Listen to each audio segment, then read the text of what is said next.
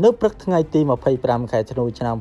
2025នេះក្រសួងការពារជាតិបានជូនដំណឹងពីស្ថានភាពនៅតាមបន្ទាត់ព្រំដែនកម្ពុជាថៃករណីយោធានៅតែបន្តធ្វើសកម្មភាពបាញ់ប្រហារចូលទីតាំងប្រជាពលរដ្ឋស៊ីវិលនិងហេដ្ឋារចនាសម្ព័ន្ធស៊ីវិលបាញ់ចូលទីតាំងប្រជាពលរដ្ឋស៊ីវិលកម្ពុជានិងហេដ្ឋារចនាសម្ព័ន្ធស៊ីវិលនៅយុទ្ធភូមិភាគទី5ក្នុងភូមិសាស្ត្រស្រុកបាណន់ខេត្តបាត់ដំបង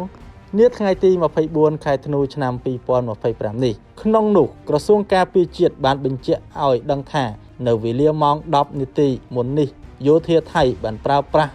យន្តហោះចម្បាំងប្រភេទ T-50 ទម្លាក់គ្រាប់បែកចំនួន4គ្រាប់ចូលក្នុងភូមិសាស្ត្រដែលមានប្រជាពលរដ្ឋកំពុងរស់នៅចូលជ្រៅក្នុងដែនអធិបតេយ្យកម្ពុជាក្នុងភូមិសាស្ត្រស្រុកបាណន់ខេត្តបាត់ដំបងដែលសកម្មភាពនេះគឺជាការវាយប្រហារដ៏កម្រោលមិនរើសគោលដៅរបស់យោធាថៃលើការរំលោភបំពានច្បាប់មនុស្សធម៌អន្តរជាតិបច្ចុប្បន្នកងកម្លាំងកម្ពុជាបាននឹងបន្តតាមដានយ៉ាងយកចិត្តទុកដាក់និងឈរជើងយ៉ាងរឹងមាំស្វាហាប់មោះមុតនិងប្រុងប្រយ័ត្នខ្ពស់ជានិច្ចក្នុងការបំពេញតួនាទីរបស់ខ្លួនដើម្បីការពារបូរណភាពទឹកដីរបស់កម្ពុជាក្នុងសេចក្តីថ្លៃថ្នូររបស់យើងឲ្យអង្គអាចក្លាហានដោយមិនងាករេជាដាច់ខាតទោះក្នុងតម្លៃណាក៏ដោយ